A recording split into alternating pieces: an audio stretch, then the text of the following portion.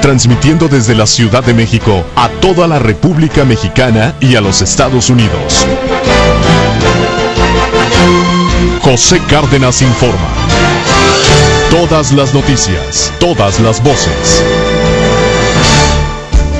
Hoy es el lunes 30 de septiembre, 30 y último. Hoy pagaron, cuide su lana, por favor, no la desperdicie. La Secretaría de Gobernación afirma haber alertado oportunamente a los gobernadores de los estados ante el embate de las tormentas simultáneas Manuel e Ingrid. Esto lo dio a conocer el director de la Comisión Nacional de Prevención de Desastres, Luis Felipe Puente. Raquel Flores, tú estuviste en la conferencia. Adelante, muy buenas tardes. Sí, Pepe, ¿cómo estás? Buenas tardes. Soy el director general de Protección Civil de la Secretaría de Gobernación, Luis Felipe Puente, afirmó que desde el jueves 12 de septiembre el gobierno federal alertó con anticipación sobre los fenómenos naturales Ingrid y Manuel que provocarían lluvias en distintas entidades del país. En conferencia de prensa, Luis Felipe Puente informó que la Comisión Nacional del Agua notificó a los distintos estados de la República sobre la presencia de los fenómenos meteorológicos Manuel e Ingrid a través de oficios y boletines de alertamiento para el pronto actuar de las autoridades. Además, desde la Secretaría de Gobernación se hicieron llamadas telefónicas en las entidades que resultarían afectadas para llevar a cabo la coordinación necesaria en torno a estos fenómenos. De la Secretaría de Gobernación no se reduce solamente a la aplicación de los alertamientos y los protocolos mencionados, sino a llamadas telefónicas con todos y cada uno de los titulares de Protección Civil.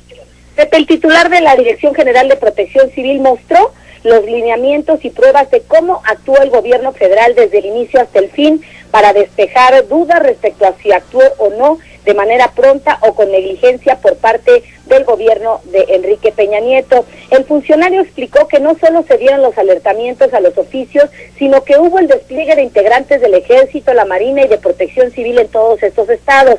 Insistió que no solo del 15 de septiembre, sino de días anteriores, se avisó con suficiente tiempo en cuanto se supo de la embestida que tendríamos por estos fenómenos. Pepe, finalmente el funcionario mostró los mapas vistos desde el satélite y cómo se distribuyeron a todos los estados afectados. Afirmó que los alertamientos, el procesamiento, el trabajo conjunto y el despliegue del personal del Ejército en estas áreas está perfectamente documentado y a disposición de todos los mexicanos. Por ello dijo que no se trata de culpar a nadie, sino de tomar las medidas necesarias para hacer las reformas pendientes en materia de protección civil. Él señaló que lo que se ha especulado en torno al pronto o no pronto actuar del gobierno federal son simplemente eso, especulaciones, Pepe, porque hay todas las garantías de que el aviso se hizo de manera oportuna, por lo que reiteró que hay que seguir trabajando y no seguir culpando si se hizo o no se hicieron bien las cosas. Pepe, por lo que pronto lo que te puedo reportar. Él insistió, Luis Felipe Puente, el director de la Comisión Nacional de Prevención de Desastres, insistió en que los gobernadores de los estados más afectados por el embate de las tormentas se dio oportunamente, que los gobernadores estaban informados y enterados con suficiente anticipación, por ahí del 11 o 12 de noviembre. Perdón, de septiembre. De septiembre, sí, Pepe. Él dice que la actuación de la Secretaría de Gobernación no se concretó simplemente a informar a los gobernadores, sino que se hicieron llamadas a cada uno de ellos, de estas entidades, por parte del secretario de Gobernación, de la Conagua, que hicieron estas llamadas telefónicas para alertar de lo que venía. Él dice que desde el 12 de septiembre estuvieron realizando esas llamadas para que se llevaran a cabo los trabajos necesarios en torno a estos fenómenos meteorológicos que iban a ocasionar, pues lo que ya vimos, Pepe, tremendo desastre, lluvias intensas, y que hoy, pues, por supuesto, se están viendo estos resultados. Por lo que dijo, no es culpar al gobierno federal, porque él actuó con oportunidad para avisar a cada uno de los gobernadores de los estados que ya conocemos fueron los más afectados, Pepe. Sin embargo, fue hasta el día 15, el domingo 15 de septiembre, cuando se estableció el comité, la Comisión Nacional de Emergencias. Uno se pregunta, bueno, ¿por qué la reacción tan tardía? Toda vez que ya había habido, cuando menos en Guerrero, 14 muertos, la carretera, la autopista del Sol había estado pues inhabilitada por los derrumbes, etcétera. Es decir, la Comisión de Emergencia se estableció, hasta el domingo 15, a pesar de que el Servicio Meteorológico Nacional lanzó las alertas desde el día 11. ¿Esto no lo dio a conocer, no lo explicó?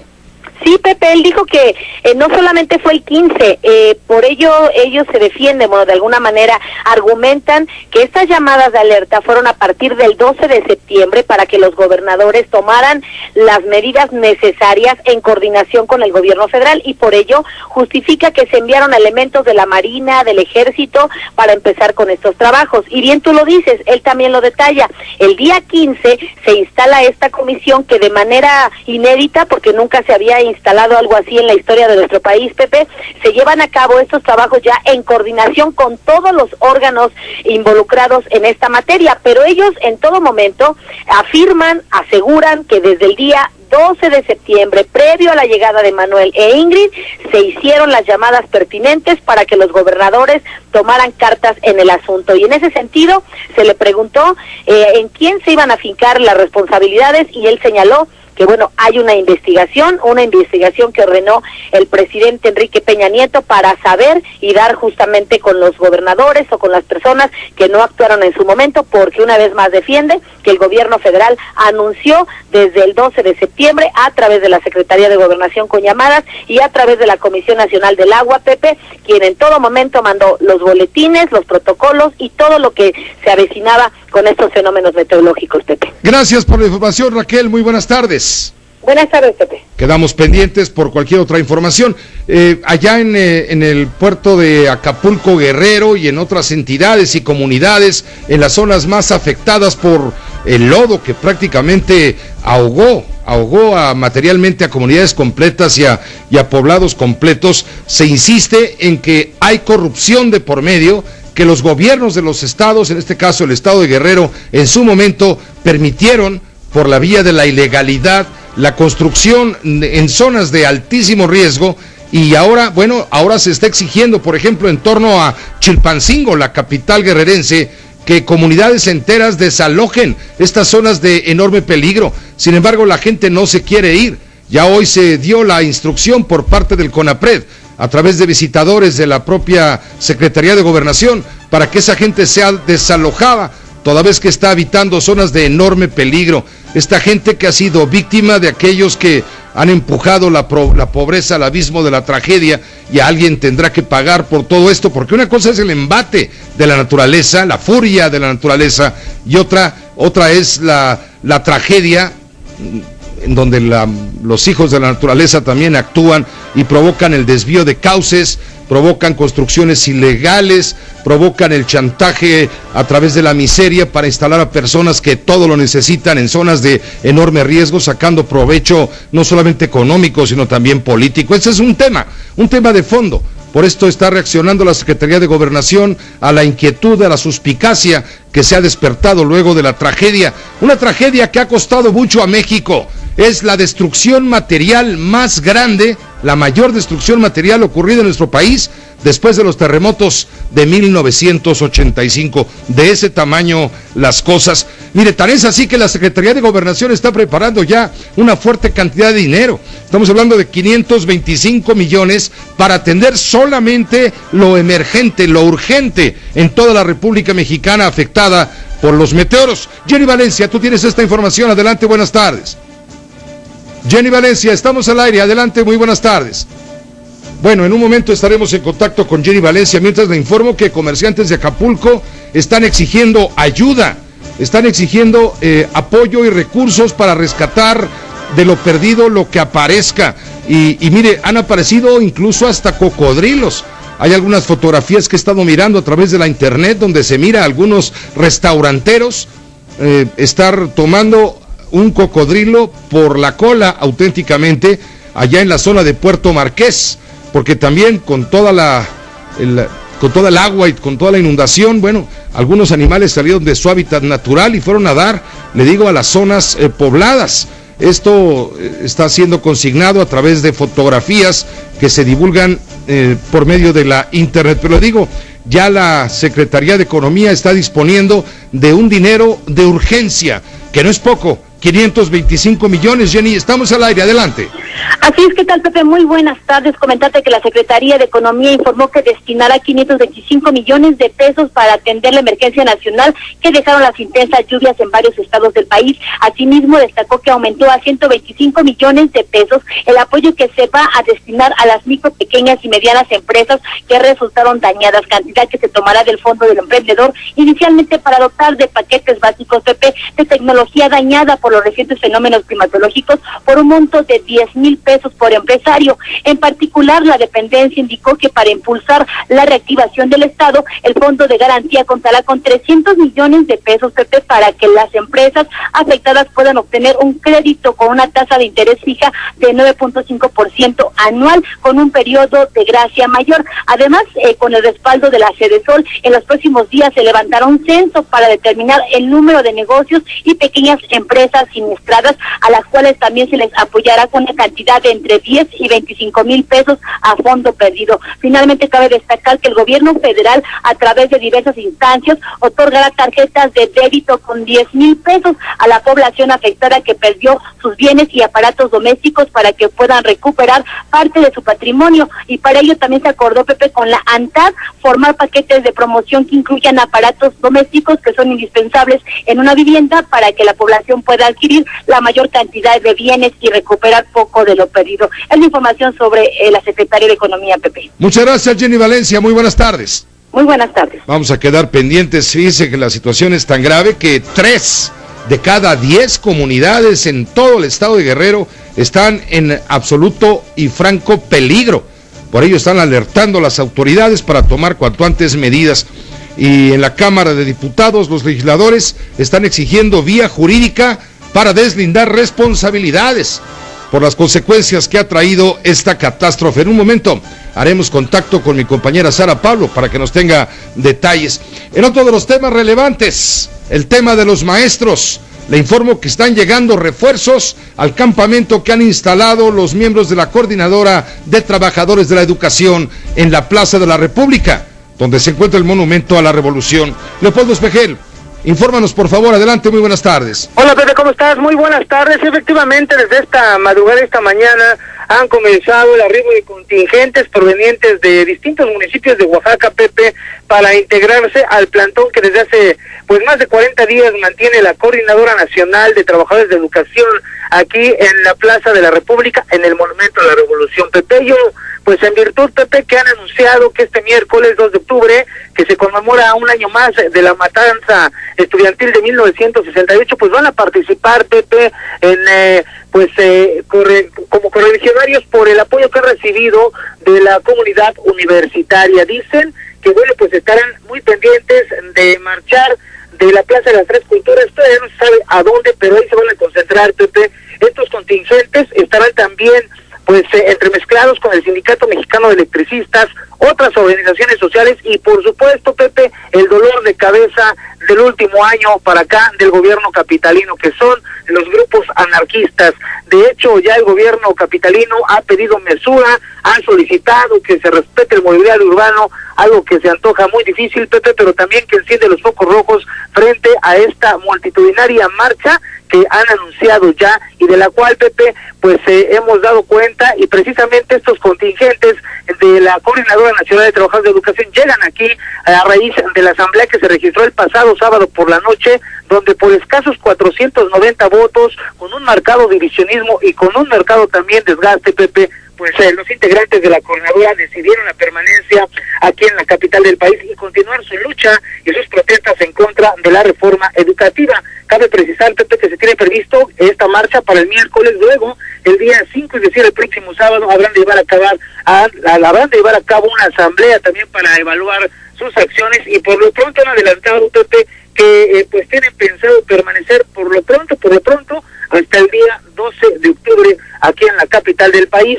De las clases, Pepe, no hablan únicamente, dicen que van a preparar también una defensa jurídica para hacer frente justo a estas acciones que podría tomar el gobierno de Oaxaca de descontar los salarios de los trabajadores que no se han presentado a laborar y sobre todo, Pepe, también un eventual frente ante la amenaza también de separarlos. de sus puestos. Esto es lo que está aconteciendo, Pepe, aquí en el Monumento a la Revolución, el cual completamente se encuentra ya tapizado de casas de campaña. Ya no viene la ayuda, Pepe, como venía hace todavía 2 semanas por parte de la sociedad civil, que llegaban con botellas de agua, con papel sanitario. Ya ha ido mermando, ya hay un desgaste, incluso, Pepe, te puedo decir que ya hay un descontento generalizado en contra de este movimiento. Aquí es lo que se puede observar, Pepe. Muchas gracias, Leopoldo. También quedamos pendientes. Pendientes, Pepe. Eso es lo que ocurre en el campamento de la Coordinadora, allá en el Monumento a la Revolución. Y bueno, y ante la eventualidad, ante la frecuencia, la insistencia, la permanencia de los maestros y de otros grupos de manifestantes que irrumpen en la paz y la tranquilidad en la Ciudad de México, hoy los panistas sacaron de la despensa una iniciativa y le dieron una recalentadita. Es una iniciativa para legalizar, bueno, no legalizar, sino regular más bien las marchas, bueno, y hacerlas, claro, legales. Israel Aldave, tú tienes más datos de lo que hoy sacaron de la bodega, del desván, del garage, del closet de los Trevejos, sacaron los panistas. Adelante. Así es, Pepe, gracias. Muy buenas tardes. Como tú muy bien lo señalas, los legisladores del Partido Acción Nacional anunciaron que en los próximos días van a presentar tanto en el Senado de la República, la Cámara de Diputados, como la Asamblea Capitalina, una iniciativa para regular las marchas en la capital del país, las cuales, Pepe, de aprobarse esta iniciativa, no podrán llevarse a cabo en vías primarias o en avenidas de un solo carril. Asimismo, se obliga a los manifestantes a avisar a las autoridades con 72 horas de anticipación antes de llevar a cabo la movilización, y quien incumpla estas disposiciones y otras tendrá que pagar el daño a la comunidad y también una multa. Además, Pepe, también se busca con esta iniciativa que hoy, como tú lo señalas, reviven los panistas, establecer horarios para las marchas, las cuales no podrán llevarse a cabo en horas pico. La senadora panista Gabriela Cuevas dice, Pepe, que con esta normativa no se busca prohibir la libre manifestación de las ideas, sino también al mismo tiempo lograr un balance con el libre tránsito de peatones y de automovilistas. Vamos a escucharla. Los problemas, lejos de solucionarse, permanecen. Por ello lo que estamos buscando es acabar precisamente con esa discrecionalidad de la autoridad, que no tiene claro el uso de la fuerza, que no tiene capacitación en materia de derechos humanos, y queremos también la voluntad de quienes quieren manifestarse, de organizarnos todos mejor para tener una sociedad y sobre todo una Ciudad de México en mejor convivencia. Dicen, Pepe, los legisladores del Partido Acción Nacional que ellos le están haciendo el trabajo al jefe de gobierno de la capital, a Miguel Ángel Mancera, y es que afirman que tan solo el año pasado se registraron 6,200 marchas sin que nadie hiciera nada al respecto, marchas que provocaron pérdidas económicas y de empleos. Pepe, el reporte. Muy completo, gracias, Israel Aldave, quedamos pendientes también. Continuamos pendientes, Pepe. Gracias, muy buenas tardes. En un momento más tendré detalles en este esfuerzo informativo de Grupo Fórmula de lo que ha sucedido con el rescate de 73 migrantes secuestrados en el estado de Tamaulipas. También de lo que dijo el Procurador de Justicia del Distrito Federal sobre el caso Heven. Hoy compareció ante la Asamblea Legislativa del DF y también dijo que en el caso Heven no actuó el crimen organizado. Insistió en ello. También le tendré detalles desde Veracruz de la captura de los homicidas del gerente de la Volkswagen allá en el puerto. Hubo una carambola en el Arco Norte, hubo una explosión. Hay hasta el momento 2 personas muertas, tendremos detalles. Descarta la Secretaría de Salud epidemia de cólera en el estado de Hidalgo.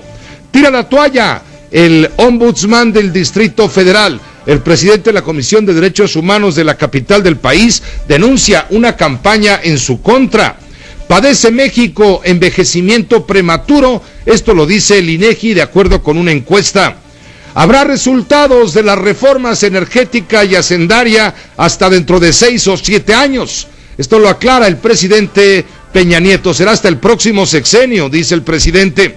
Solo creceremos con reformas, advierte el secretario de Economía. Y en Estados Unidos el presidente Obama se está comiendo las uñas. ¿Por qué? Pues porque está nervioso. Se agota el tiempo para aprobar el presupuesto de los Estados Unidos.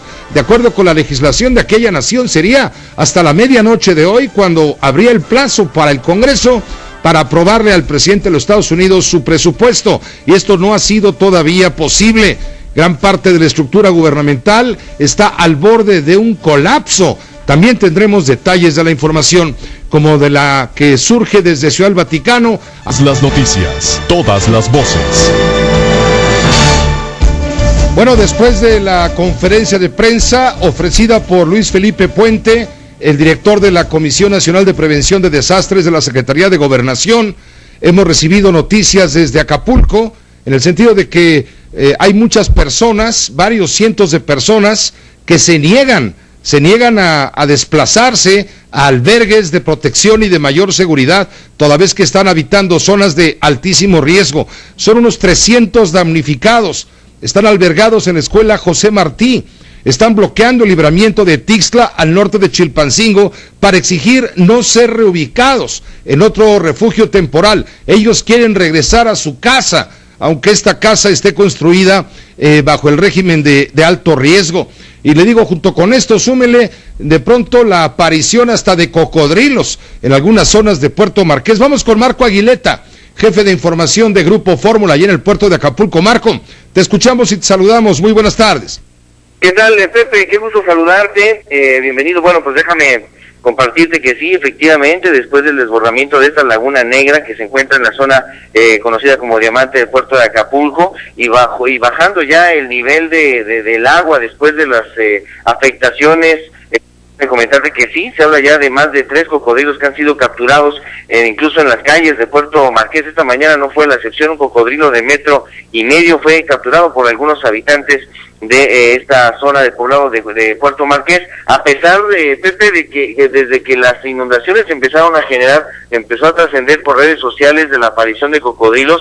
Bueno, pues esto todavía no se confirmaba, porque se decía que había fotos en redes sociales que, bueno, pertenecían a otros casos en otros lugares. Sin embargo, ahora es una realidad. Se han visto ya varios de estos cocodrilos, algunos de ellos los han capturado ya las autoridades, otros han sido capturados por los mismos habitantes de esta zona. Mira, Marco Aguileta, nosotros estamos transmitiendo por radio y televisión, tú lo sabes, y a través de Telefórmula estamos mostrando imágenes justamente de uno de los cocodrilos, uno grandote, como de 1,5 metros, quizá un poco más, 1,5 metros, quizá 2 metros, 2,5 metros, que fue encontrado en la zona de Puerto Marqués, y bueno, evidentemente fue grabado y estamos transmitiendo las imágenes, las estoy describiendo para radio. Adelante. Sí, efectivamente, de 1,5 metros fue la captura de ese cocodrilo de esta mañana. Al parecer se dirigía hacia el mar para poderse introducirse, pero también se reporta que han sido capturados otros cocodrilos también de menor tamaño. Y esto, repito, Pepe, después del desbordamiento de la Laguna Negra, a pesar de que en un principio, bueno, pues autoridades no confirmaban que incluso hubiera cocodrilos en esta zona. Ahora es una realidad, por eso autoridades de Profepa, Semarnat y Protección Civil, bueno, esta es una alerta que hacen los habitantes de esta zona para que acudan y pues se pueda realizar un recorrido y saber hasta dónde más se pudieron haber salido justamente de su hábitat estos cocodrilos, Pepe. Pues te agradezco la información. ¿Cómo van las cosas allá en el puerto? Pues importante lo que el presidente de la República destacó este fin de semana en su visita. El presidente Enrique Peña Nieto informó que investigaciones, Pepe, correspondientes a las personas, a los exfuncionarios en los periodos anteriores que pudieron haber dado las autorizaciones para construir en zonas de humedales, hoy por hoy seriamente afectadas, y que incluso cambiaron el uso de suelo. Hasta ahorita, bueno, pues ha tenido una reacción en la entidad, Pepe, donde por supuesto ciudadanos y autoridades actuales están justamente también convencidos de que es importante llegar a fondo sobre estas investigaciones de quienes hayan otorgado este tipo de obras, y no solamente a exfuncionarios, sino también a las empresas que también participaron en estos hechos hace algunos años, Pepe. Te agradezco la información y seguimos en contacto permanente, Marco Aguileta. Un abrazo, Pepe. Gracias. Igualmente otro para ti, saludos al puerto de Acapulco, a todos los radioescuchas y televidentes frecuentes de Grupo Fórmula a estas horas. Vamos también a Oaxaca con Lupita Tomás de la agencia Cuadratín. Allá en la zona de El Azufre aparecieron lagartos. Se está hablando de 200 lagartos. ¿De qué se trata, Lupita Tomás? Te escuchamos, adelante. Gracias, Pepe. Bueno, para comentarte que el pasado viernes aquí en Oaxaca, en la comunidad de Rancho Conejo, perteneciente a Pinotepa Nacional, en la costa de Oaxaca, un menor de 10 años fue atacado por un cocodrilo en esta localidad y bueno, pues perdió la vida. El director de Protección Civil en Oaxaca, Manuel Maza Sánchez, informó que han sido alrededor de 3 cocodrilos pues, que ya han, pues personal de protección civil atrapado, y que la única víctima pues lamentable que reportan es este menor. Este cocodrilo que atacó a este menor de nombre Leo Vigildo ya fue atrapado, y bueno, la Procuraduría Federal de Protección al Ambiente va a determinar qué procede. Se va a regresar en la mayoría de los casos a estos animales a su hábitat, ya que dicen hicieron un recorrido de varios kilómetros, por eso es que están en población abierta, no es su hábitat donde ellos están.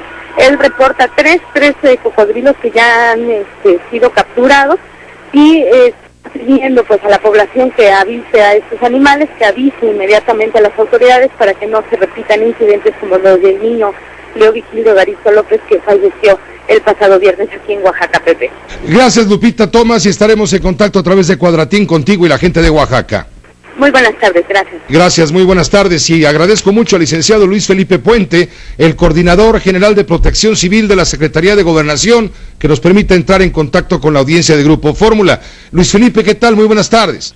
Muy buenas tardes, Pepe. Nuevamente muchas gracias por la oportunidad que siempre nos das para estar en contacto con tu auditorio, porque de alguna manera esta es la mejor forma de estar en contacto para decirles lo que sucede, lo que prevemos que puede suceder, como lo hicimos contigo el día 13 de este mes. Exactamente, Luis Felipe, lo recuerdo muy bien. Bueno, para comenzar esta tragedia, porque lo es sin duda, que ha costado tanto en vidas y en daños materiales, pues es una de las destrucciones, o la peor destrucción después de los terremotos del 85, Luis Felipe. Claro, vemos todo lo que perdimos en infraestructura. Yo, si tú me lo autorizas, Pepe, con una gran responsabilidad, quiero hacer una síntesis de lo que hemos vivido en este país con estos temporales. Primero, quiero decirte que muy rápidamente el 15 de mayo yo solicité la presencia de todos los titulares de Protección Civil junto con la Conagua y el Servicio Meteorológico Nacional en Nayarit para darles instrucciones claras de que venía una temporada de lluvias diferente. En ella se acordaron los protocolos a seguir para todos los alertamientos y se impartieron cursos a ellos sobre inundaciones, curiosamente, y sobre inestabilidad de laderas, los dos elementos centrales que hemos venido teniendo. El segundo es que durante todo este tiempo, antes de Ingrid y Manuel, emitimos 214 boletines para ciclones tropicales a todos los estados del país, porque preveíamos día tras día, conforme iba pasando, que la acumulación de las aguas desde Chiapas, tú recordarás que fue el primer huracán que nos pegó, desde Chiapas, el país estaba llenándose en sus caudales, en sus ríos, en la zona de Veracruz, en la zona de Campeche, en la zona de Oaxaca, en la zona de Michoacán, Guerrero, etcétera, etcétera, y que ya las presas y los ríos estaban en un nivel en la parte central baja del país de saturación, y que en la parte norte todavía en algunos estados se estaba esperando agua. Esto nos llevó a que todas las temporadas, que fueron 13 ciclones en el Océano Pacífico hasta hoy y 10 fenómenos en el Mar Caribe y el Océano Atlántico, que en la parte del Golfo de México tuvimos mucha agua ahí, y luego llegaron por su cuenta Ingrid y Manuel. Ingrid en la parte del Golfo y Manuel en la parte del Pacífico, que nos estaban ya impactando zonas con humedales ya con un alto grado de penetración de agua en la sierra. Un fenómeno meteorológico que no se repetía desde final de los años 50. Desde 1949 exactamente. Hace 64 años. Me dio el Centro Nacional de Prevención de Desastres. Pero adicionalmente... Pero Luis Felipe, perdón que te interrumpa, entendemos el esfuerzo de la autoridad en esta materia de protección civil. Lo que no entendemos es la magnitud del daño que ha tenido el embate de la naturaleza, la madre naturaleza ayudada de la mano de sus hijos. ¿Por qué? Porque mucha de la gente afectada, como siempre, suele ser la gente más humilde, con menores recursos económicos, y que han estado asentadas en zonas de muy alto riesgo. Esto es resultado de falta de planeación, de corrupción, de negligencia, y esto ha generado tanta suspicacia. Acabas de decir exactamente lo que el señor presidente dijo en la reunión que tuvimos en Guerrero, e instruyó una investigación profunda para ver quiénes fueron aquellos que en su momento, en los años anteriores, fueron permitiendo cambios de uso del suelo en humedales naturales. Tenemos cuencas ocupadas, tenemos lagunas ocupadas, tenemos orillas de los ríos ocupadas. Mira, está el caso de Punta Diamante en Acapulco, ¿no? Donde el cauce de 2 ríos importantes quedó bloqueado por el desarrollo urbano, y esto generó la inundación de la que hemos dado cuenta. Ese es uno de los temas centrales que he venido exponiendo y del cual estoy haciendo un estudio profundo, porque decimos, a ver, ¿cómo es posible que en una sola temporada hayamos tenido tanta destrucción desde Oaxaca hasta Sinaloa, de caminos, puentes, carreteras, etcétera, etcétera?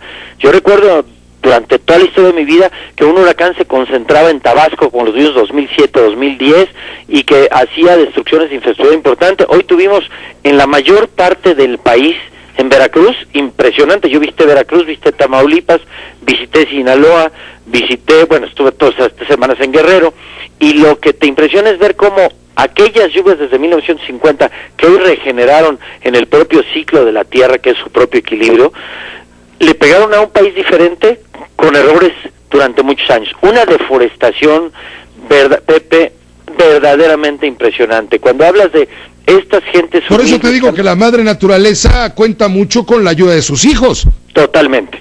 Quiero decirte, estas pequeñas comunidades donde de alguna manera tenemos laderas en riesgo, en la parte alta de los cerros y las visitas, hoy tengo 107 en Veracruz, tengo un número muy importante en Oaxaca que los especialistas en geología están saliendo a revisarlas, porque definitivamente la deforestación fue impresionante, pero abajo, curiosamente abajito, de donde nosotros los hijos fuimos a deforestar, ahí hay comunidades habitando el día de hoy que están en riesgo, no que estuvieron en riesgo durante este fenómeno, sino que siguen permanentemente en riesgo. La temporada de lluvias no ha terminado, tenemos agua en todo el país, cualquier cantidad de lluvias que nos caiga convierte en peligrosa la situación para estas pequeñas comunidades, y bien dices, no son las zonas urbanas más importantes, son las zonas más humildes.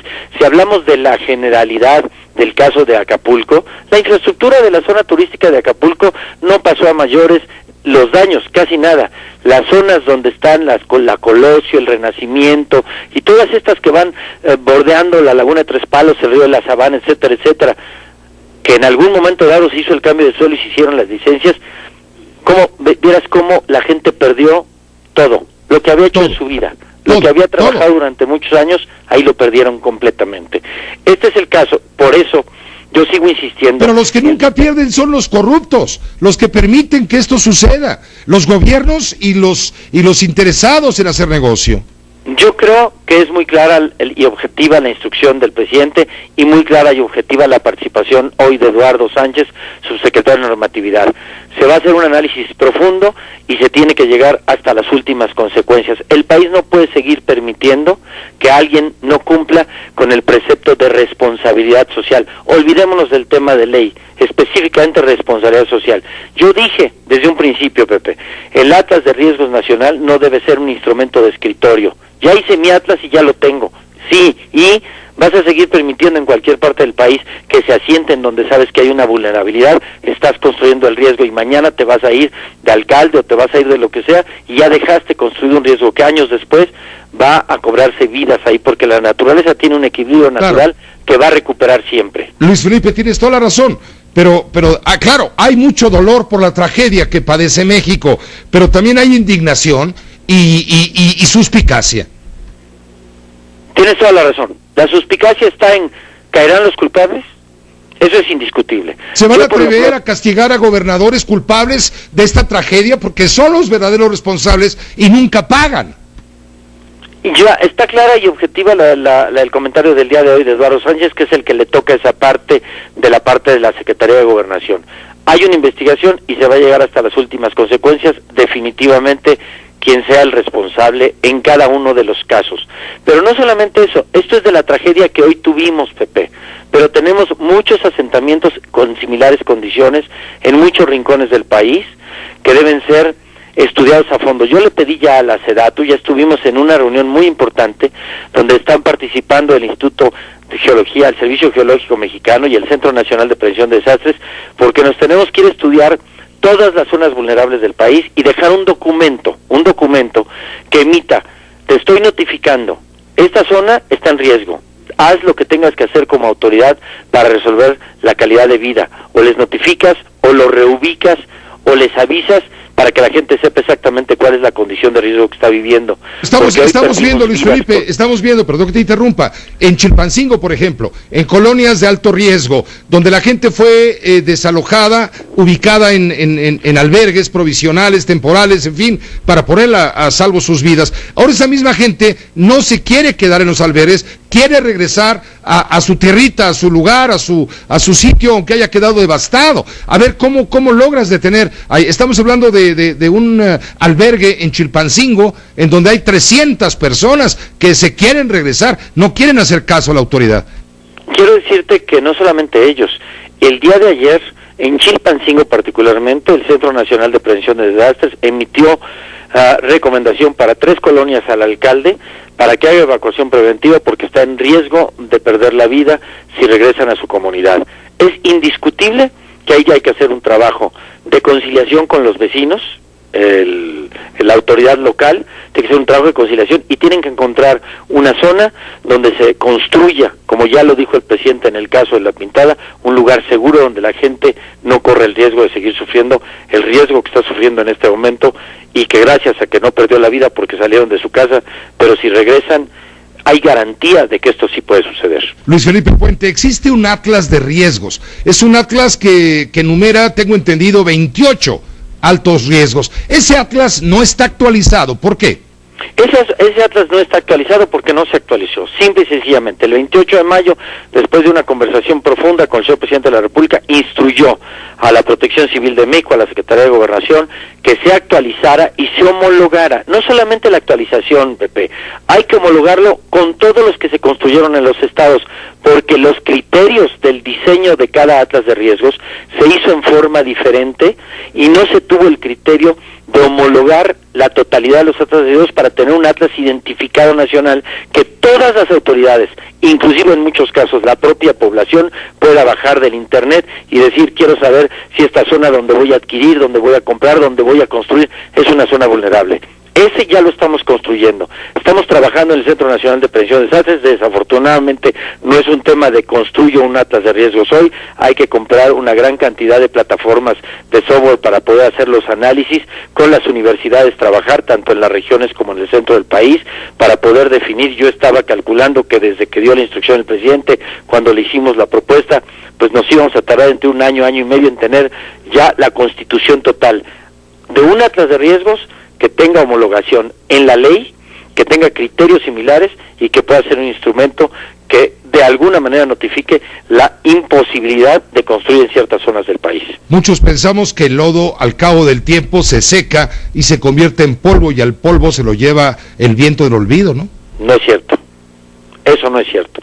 De alguna manera la vida del ciclo de la tierra, que es nuestra casa, va a cobrar siempre la factura, de una manera o de otra. Ya llegó el momento en que las autoridades también tengamos esa responsabilidad, y hablo de todos en lo general. Luis Felipe Puente, te agradezco mucho la oportunidad de poder escucharte y entrar en comunicación con la audiencia de Grupo Fórmula, desde luego. Todo lo contrario, Pepe, muchísimas gracias por el espacio y estoy como siempre a tus órdenes. Igualmente, gracias Luis Felipe Puente, Coordinador General de Protección Civil de la Secretaría de Gobernación. Gobernación tuvo la palabra el día de hoy. Lo importante es que usted tenga la respuesta que estaba esperando. Hagamos una pausa. Radio Fórmula. Ahora antes de ir con Joserra, quien saludo con mucho afecto, él lo sabe muy bien, quiero agradecer, también lo digo con todo el afecto y reconocimiento profesional, a mis compañeros Primitivo Olvera y Carlos Urdiales por haber estado al frente en mi ausencia, estos últimos días en que tuvimos que darle a usted unas vacaciones. Ya terminaron sus vacaciones, ya regresamos, ya le cayó el chahuizcle de vuelta con la información. Gracias a Primitivo, gracias a Carlos Urdiales por su apoyo en este esfuerzo informativo. Y gracias a Joserra por la información. Seguramente tendrá mucho que comentarnos de la pelea esta de Chávez. Dicen aquí todos, yo no la vi, no me enteré, pero que fue un tongazo terrible. ¿Tú qué sabes de Chávez, Joserra? Buenas tardes. Hola, Pepe, ¿cómo estás? Bienvenido de tus largas vacaciones. Pero bueno... No fueron tan largas, no abuses. Bueno, yo hablaba todos los días con Primitivo y con los reales, o sea que yo decía, ¿dónde está Pepe? ¿Dónde está Pepe? Está descansando su cerebro, está gastado. Bueno, la pelea de Chávez lamentablemente subió la pelea estaba pactada en 160 y tantas o 168 libras, Chávez subió en 185 libras, subió muy arriba del peso, el pobre Vera se vio a merced de Chávez no pegó fuerte, aunque pega fuerte y es mejor boxeador, no se cuida fuera del ring, no trabaja fuera del ring, no es disciplinado, es verdad que conectó los mejores golpes, estuvo al borde del knockout a este chico, pero nunca fue por él, y por lo tanto los jueces vieron otra pelea, la que vimos todos, una pelea que rozaba la victoria de Vera, y ya en última instancia posiblemente de empate, pero porque Chávez conectó los mejores golpes, pero nada más. Yo creo que Chávez tendría que cuidarse, si no, olvidarse, no va a ser nunca lo que fue el padre, eso estaba muy lejos, el padre se preparaba bien, peleaba, era combativo, pegaba un golpe, iba detrás del boxeador, hasta que lo bloqueaba. Chávez no, Chávez dice que se lastimó la mano, efectivamente la tiene inflamada, pero podía seguir peleando y buscando, porque todo chico sabía que pesaba más Chávez, sabía que pegaba más fuerte, tiraba y se salía, y corría un poco por el ring, pero Chávez demostró que le falta disciplina, le falta la capacidad que tenía el padre, no lo vamos a comparar, le faltan ganas de ser boxeador, hambre de ser boxeador y de ser ganador.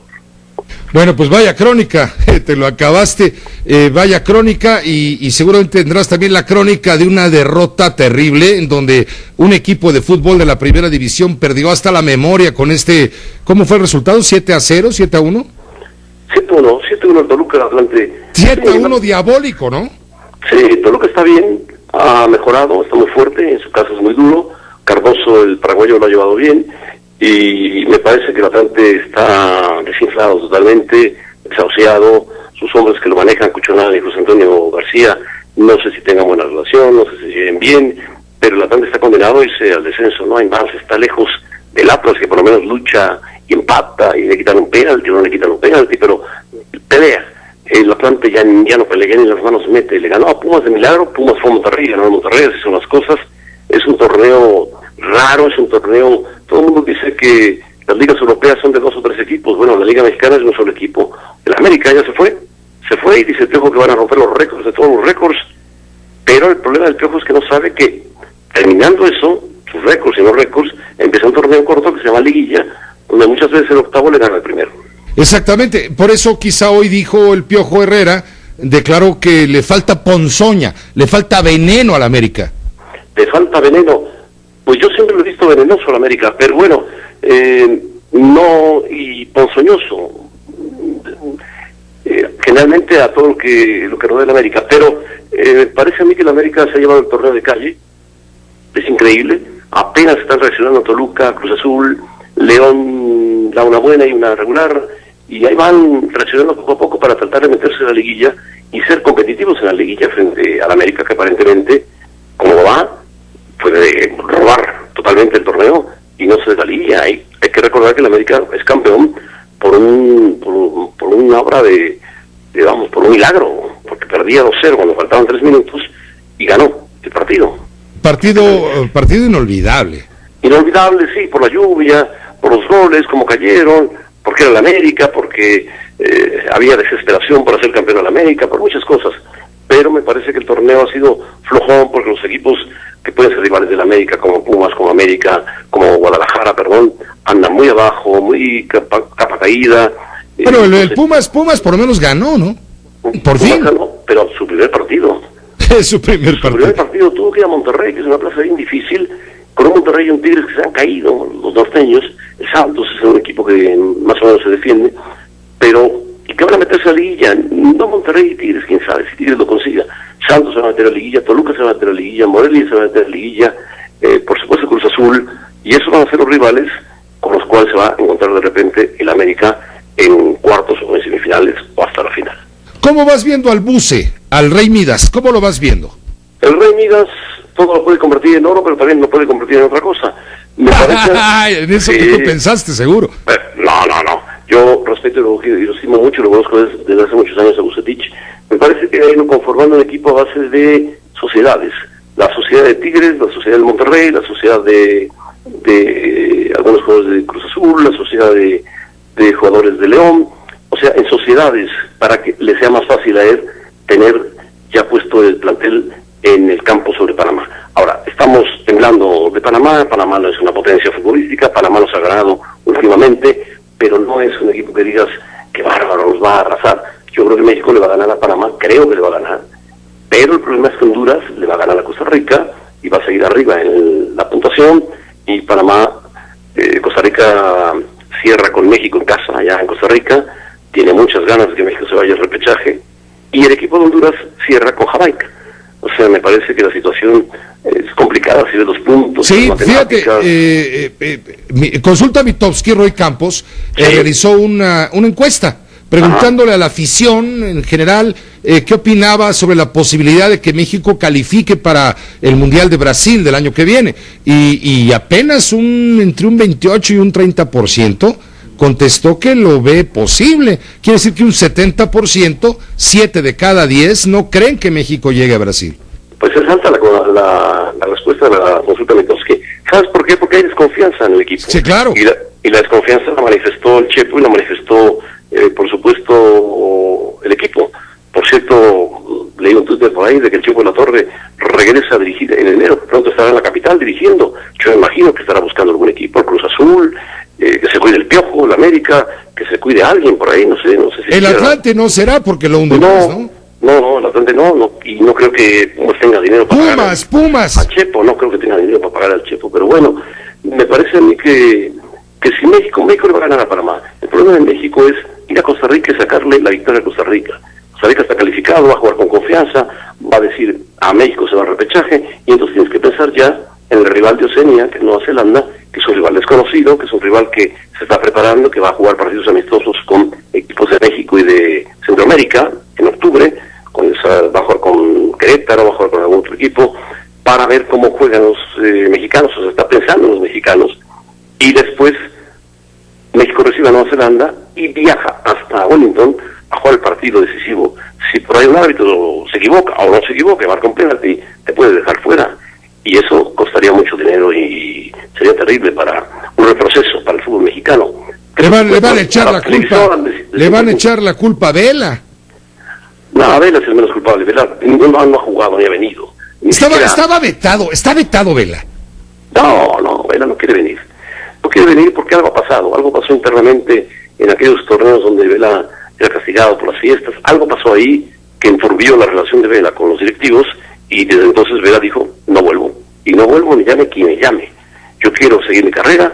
Él está en la Real Sociedad de San Sebastián, está jugando la Champions, va a seguir su carrera ahí, y no creo que lo llamen. Solamente que Vela se destape y meta 35 goles y digan, es un fenómeno, lo llamarían, lo tenían que llevar, casi cargando, pero no creo que lo vuelvan a llevar.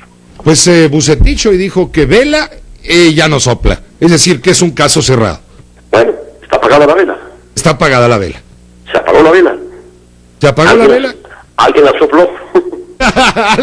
alguien le sopló a la vela y al Vela, y no viene Vela, y no contamos con Vela, y entonces... No viene Vela, pero viene Ochoa que está en gran momento. Pero tenemos al Chicharito que anotó, ¿no? El otro día. No, Chicharito jugó 57 minutos, le rebotaron varios balones, y el Manchester perdió, te quiero decir que estaba por ahí por el 12º lugar de la Liga Premier, el Manchester, ¿eh?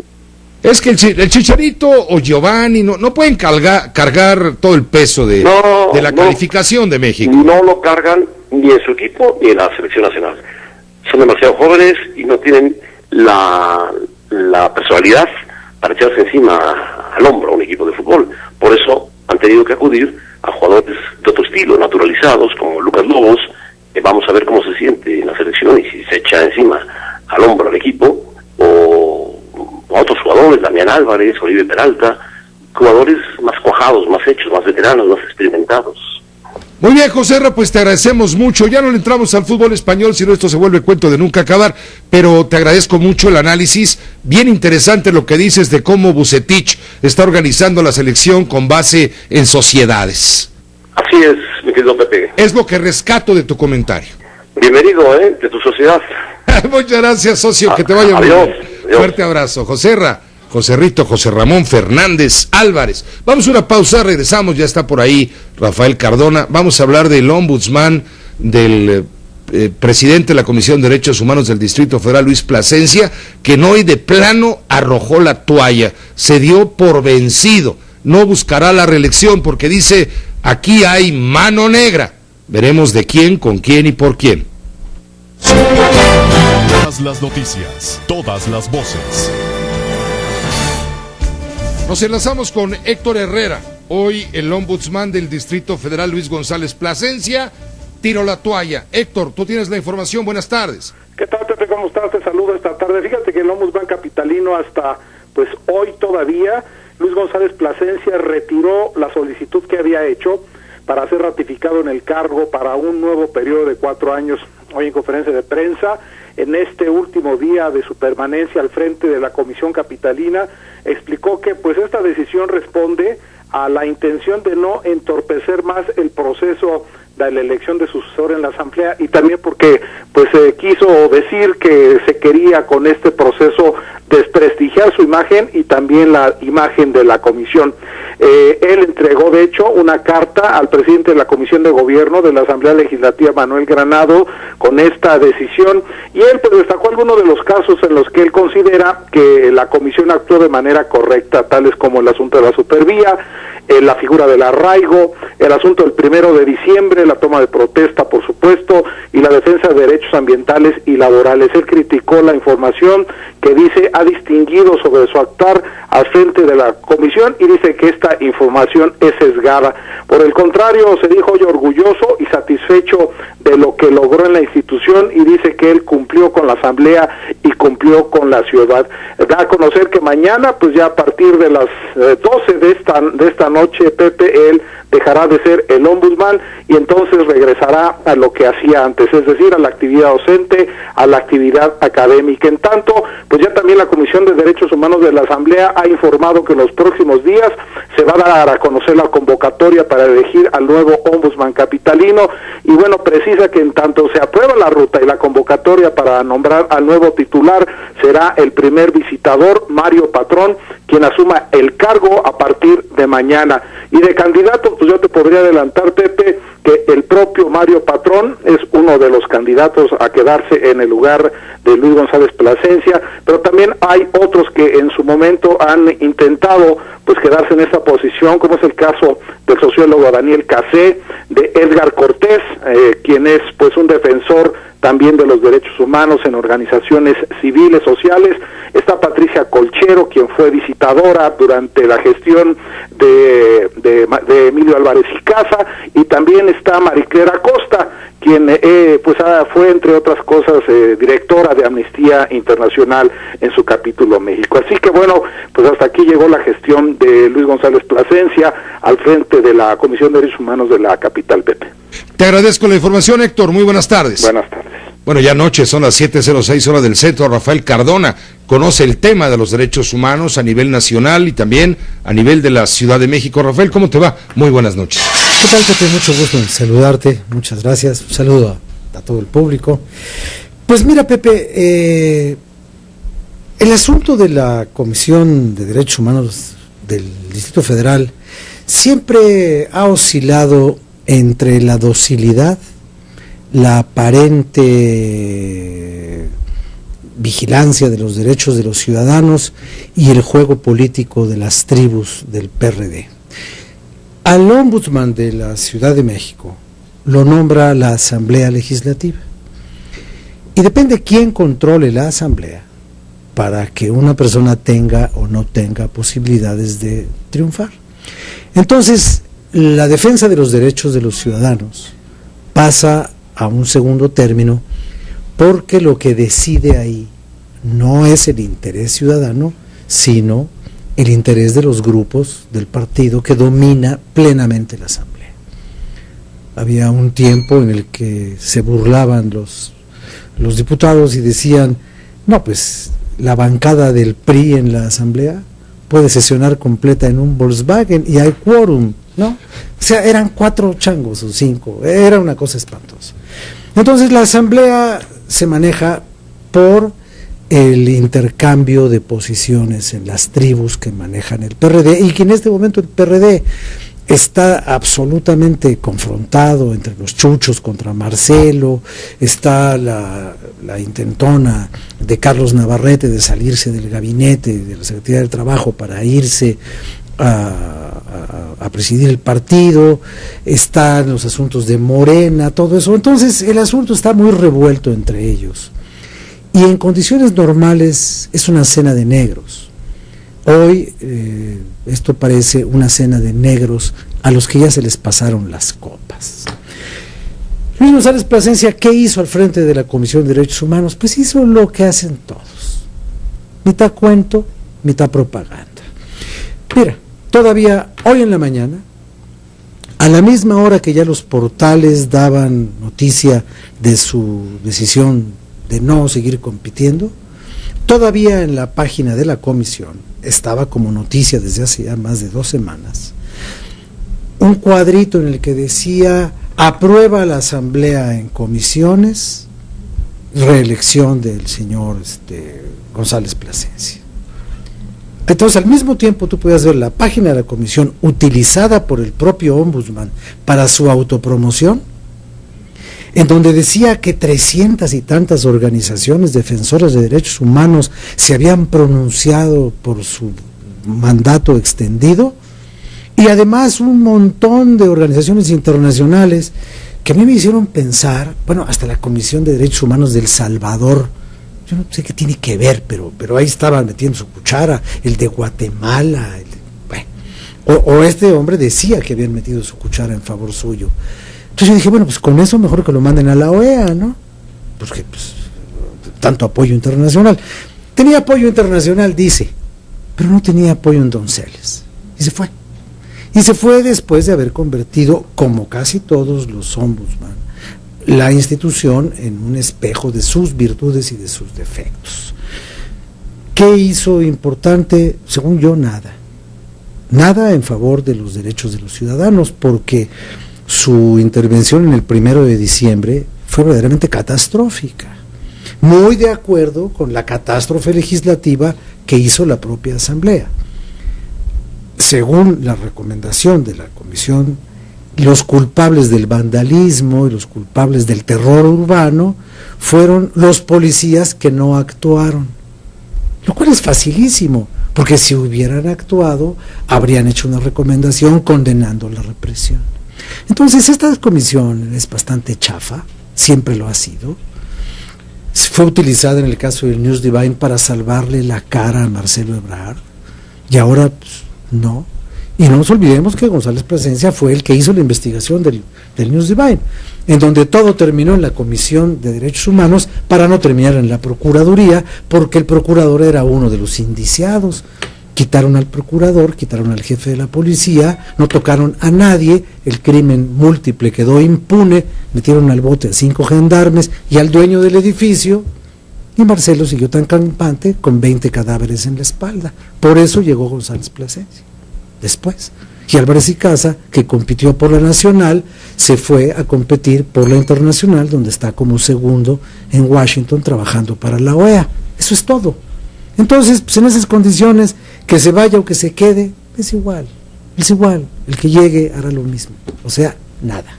Gracias, Rafael Cardona. Gracias, Pepe, mucho gusto. Buenas noches. El cristalazo, Rafael Cardona, en su espacio. Hagamos una pausa breve, regresamos con usted. Hay más información. ¿Qué está pasando en Estados Unidos? El presidente Barack Obama está sentado en la orilla del sillón del Salón Oval de la Casa Blanca, esperando la decisión del Congreso para aprobarle su presupuesto para el año que viene. Se aprueba esta noche. Si no se aprueba, no hay presupuesto. Y a partir de mañana la burocracia estadounidense sufrirá las graves consecuencias, y más que la burocracia, la sociedad que se vale de la burocracia para poder funcionar. Regresamos.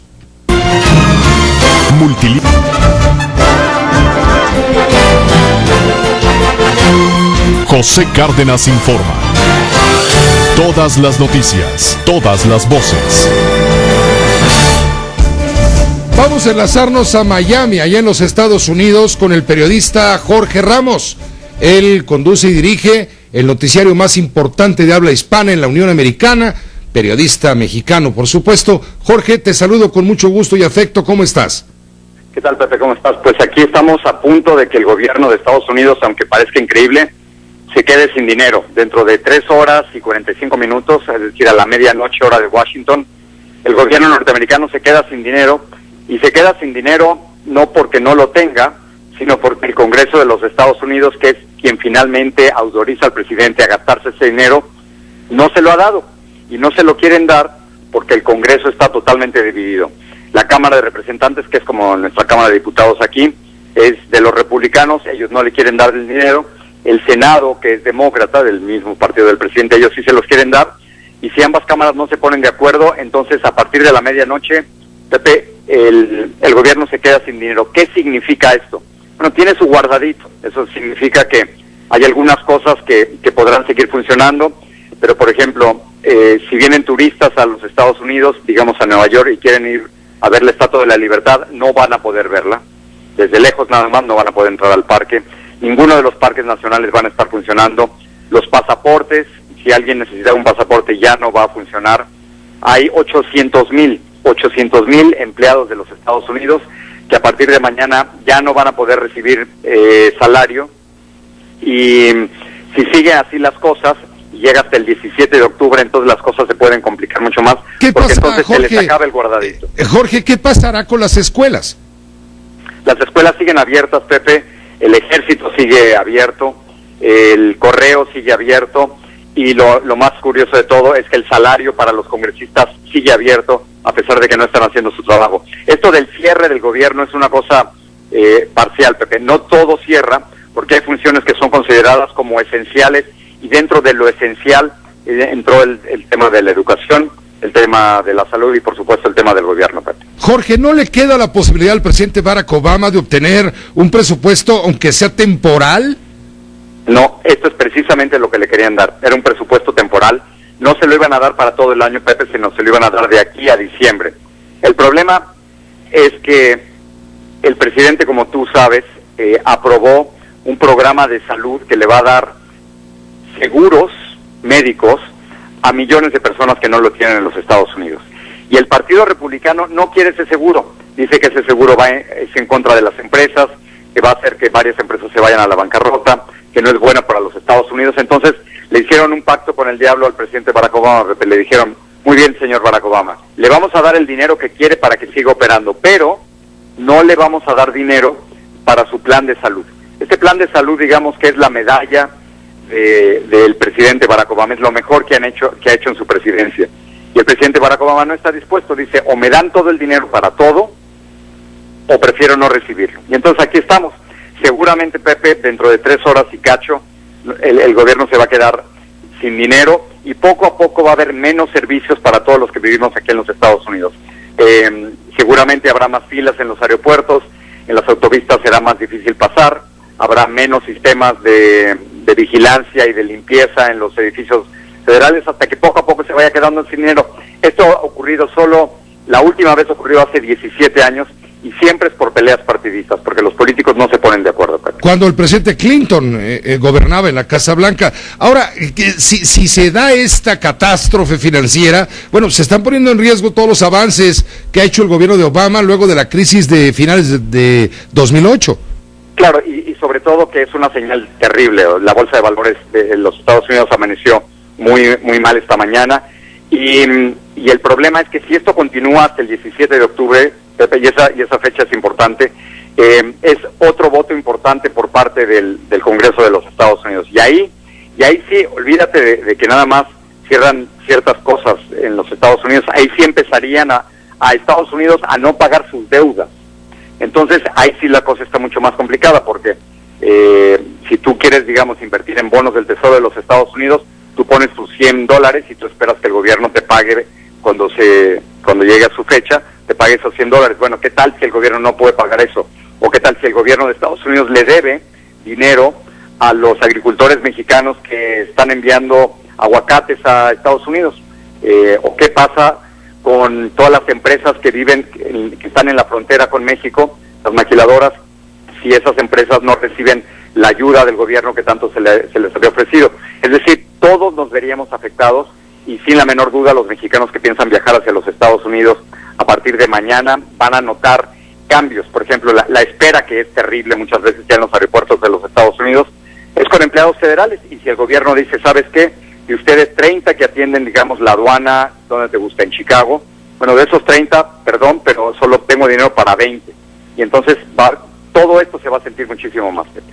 Pues te agradezco, Jorge, te agradezco que nos hayas permitido esta comunicación acá en México con la audiencia de Grupo Fórmula a través de Univisión. Gracias, hasta luego. Hasta luego, gracias. Jorge Ramos, conductor del noticiario más importante de habla hispana, el noticiero de Univisión, allá en la Unión Americana, compartiendo con usted su análisis de esta crisis que puede estallar financieramente hablando en Estados Unidos dentro de, él lo dice así, 3 horas y cacho. Son 3 horas y 12 minutos en que se acaba el plazo y el Congreso en la Cámara de Representantes no aprueba el presupuesto. Barack Obama se queda sin fondos, se queda sin cash, se queda sin dinero.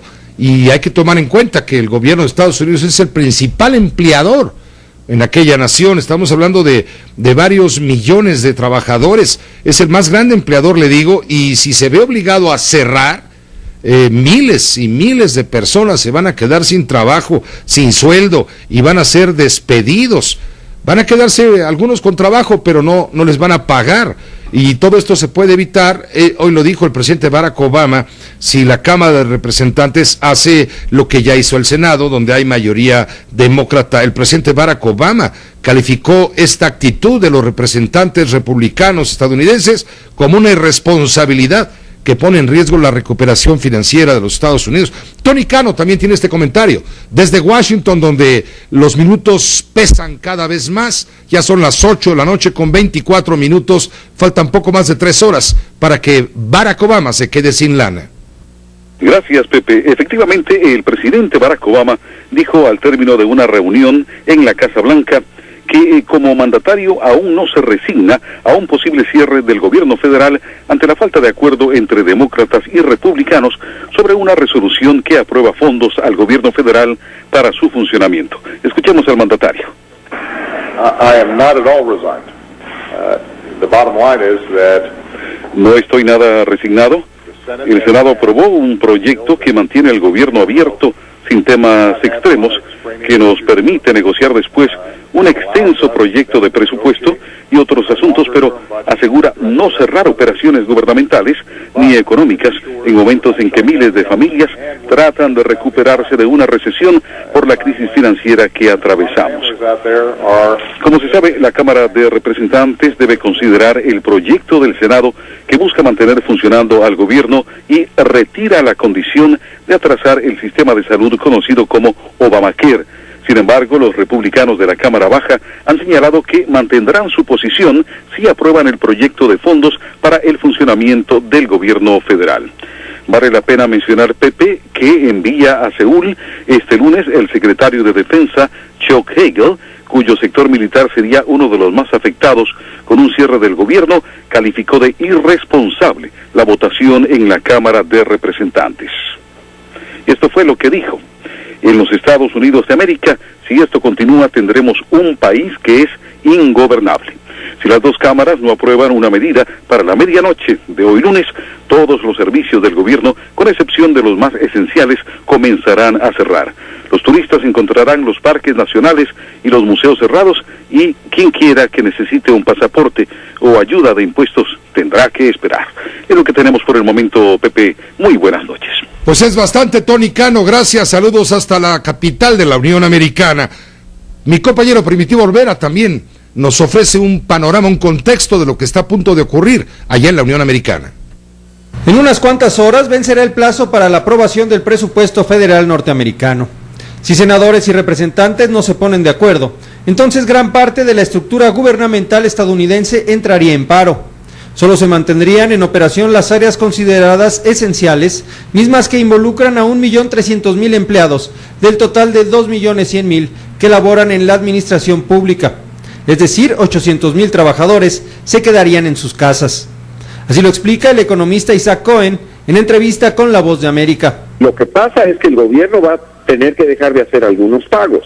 Y eso, por ejemplo, todas aquellas empresas que tienen contratos con el gobierno van a ver suspendidas sus operaciones y no van a recibir fondos del gobierno. Y eso es por una parte. Por otra parte, hay casi 1 millón de personas empleadas por el gobierno federal que van a tener que suspender sus actividades y que no se les va a poder pagar su sueldo mientras el gobierno esté con operaciones suspendidas. Si no hay acuerdo, cerrarían las oficinas consulares que expiden pasaportes y visas.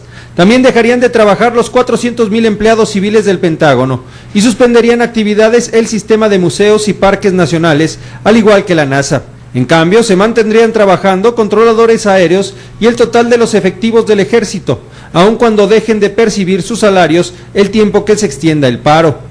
Llama la atención que los sueldos del presidente y los congresistas no pueden sufrir ningún retraso. Hay tal sentimiento de culpa en la Cámara de Representantes por lo que va a pasar, de que ya se aprobó un proyecto de ley diciendo de que se le pagarían los sueldos a los soldados, por ejemplo, porque se está poniendo en peligro eso. Se están poniendo en peligro otros pagos que el gobierno tiene que hacer, como los cheques del Seguro Social para los ancianos, por ejemplo. Cabe aclarar que en los últimos 36 años, el gobierno norteamericano ha parado en 17 ocasiones, siendo el periodo más largo el ocurrido entre el 16 de diciembre de 1995 y el 5 de enero de 1996, durante el periodo presidencial de Bill Clinton. La vez pasada, por ejemplo, la bolsa de valores perdió 3%, la economía perdió, el crecimiento de la economía de Estados Unidos disminuyó, estamos frente a una situación en donde los mercados ya están siendo afectados. O sea, es una situación realmente superable, pero que tiene consecuencias muy difíciles. De no darse un acuerdo, aprobar un presupuesto parcial que surtiría efecto durante 1 o varios meses. Pues transcurre el tiempo, el reloj de arena ya casi se vacía allá en la Unión Americana y salvo un milagro, se va a quedar sin dinero el presidente Barack Obama a partir de mañana, primer minuto de mañana. Hagamos pausa breve, ya anda por aquí el doctor José Antonio Crespo, con él vamos a hablar de temas que son por supuesto de su interés. Radio Fórmula 970 AM, 100 Cárdenas informa.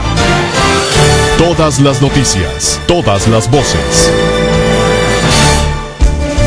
Agradezco al doctor Crespo, el que esté con usted y con nosotros para comentar algo que va a suceder pasado mañana, que es el 2 de octubre, cuando se cumplen 45 años de la culminación del movimiento estudiantil de 1968. Doctor José Antonio Crespo, ¿cómo te va? Muy buenas noches. Pepe, ¿qué tal? Pues efectivamente, ya estamos acostumbrados a que cada 2 de octubre hay relajo, hay protestas. Es una fecha histórica, desde luego, fue muy importante en su momento, fue un cambio. Yo diría que el 68 representó un golpe decisivo a la legitimidad del régimen político. ¿Era el gobierno autoritario, autocrático de Gustavo Díaz Ordaz? Sí, pero no solo al gobierno en turno, sino al régimen político como tal, que se venía presentando, como siempre lo hizo, como un régimen democrático que se iba abriendo poco a poco. Es algo que mucha gente creía, decir, bueno, no es totalmente democrático, pero se va abriendo poco a poco, estamos avanzando hacia la democracia. Y aquí lo que en ese momento cuestionaron los jóvenes, los estudiantes de ese entonces fue, no es cierto, este régimen no es democrático. Es autoritario. Es un régimen esencialmente autoritario, aunque se vaya flexibilizando poco a poco, pero en realidad es un poco como atole con el dedo, ¿no? Es esta idea de cambiar todo para que todo siga igual, ¿no? El gatopardismo famoso. Esa era un poco la crítica esencial, junto con otras, desde luego, del movimiento estudiantil del 68, y la reacción que tuvo el movimiento contra los jóvenes, como que dejó claro que efectivamente, a partir de entonces la legitimidad del régimen político se fue yendo para abajo, en tanto que democrático ya quedó con la idea, todo el mundo decir, pues no es cierto, esto es un régimen autoritario, efectivamente. Yo no creo que ese movimiento nunca haya tenido el tamaño para desafiar realmente la estabilidad del país o al gobierno en turno.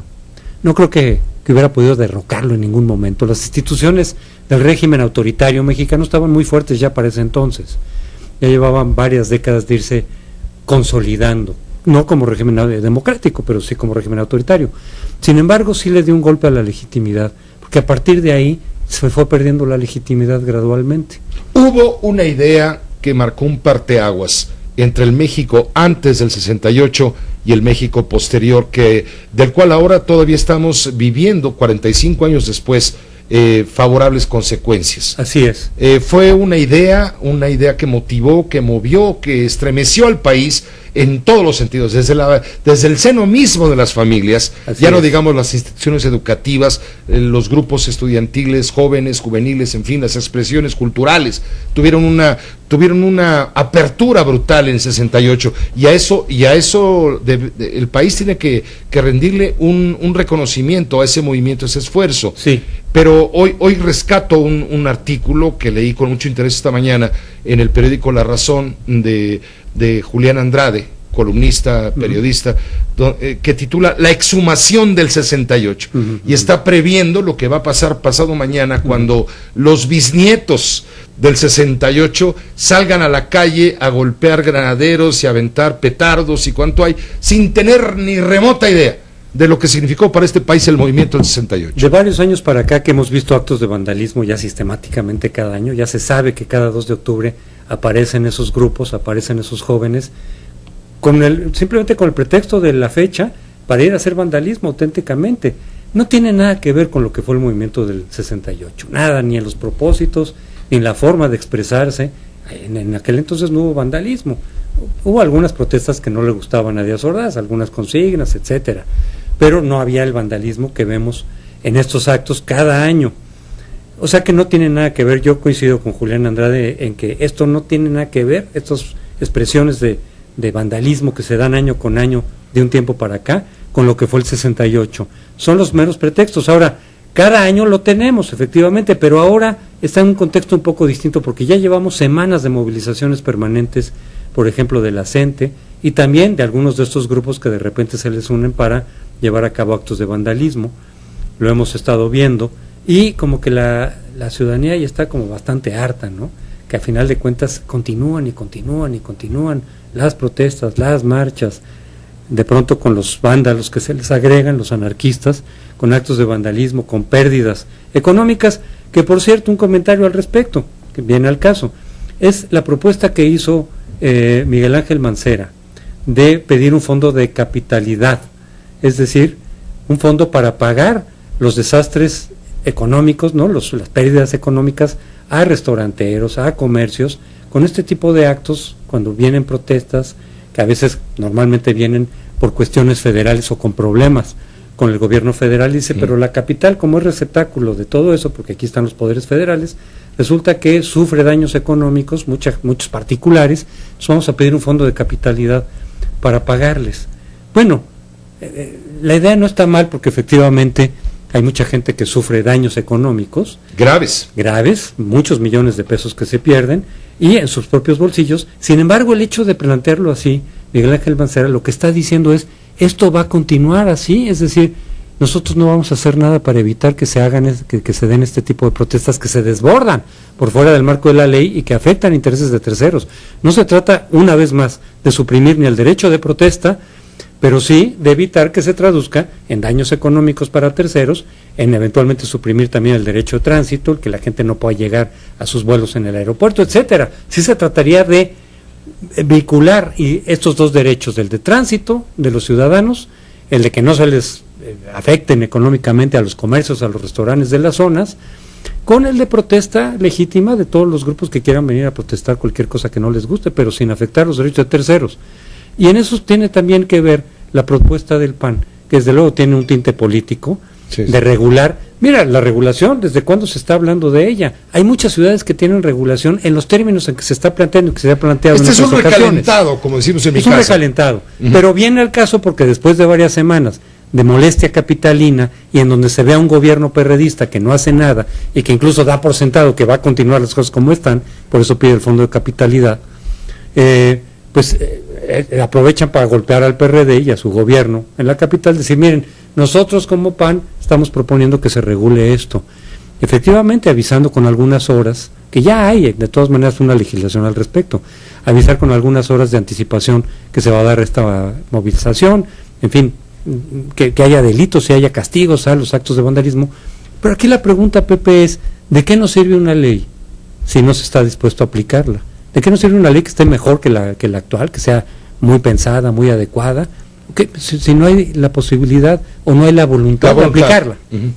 Sí, la posibilidad política, es decir, porque nadie quiere aplicar la ley y a final de cuentas pues, tranquilamente pueden seguir haciendo lo que les convenga. Ya estaremos platicando de hoy en 8 de la exhumación del 68 a 45 años de haber ocurrido esta transición brutal, este parteaguas brutal en la historia del moderno país. Y por lo pronto el miércoles, pues que la gente trate de evitar también las zonas donde se va de esta manifestación. Sin duda. Gracias. Pepe. Gracias, José Antonio Crespo, analista político en este espacio informativo. Hagamos una pausa breve. Regresamos, hay más información.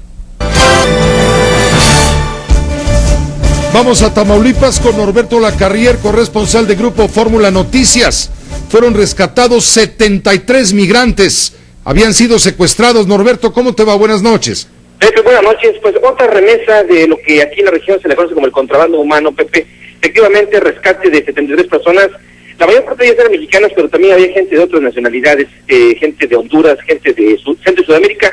Pepe, todo empieza cuando elementos del Grupo de Seguridad Regional, también de la Policía Federal Preventiva, detecta un vehículo tipo Ford Gran Marquis.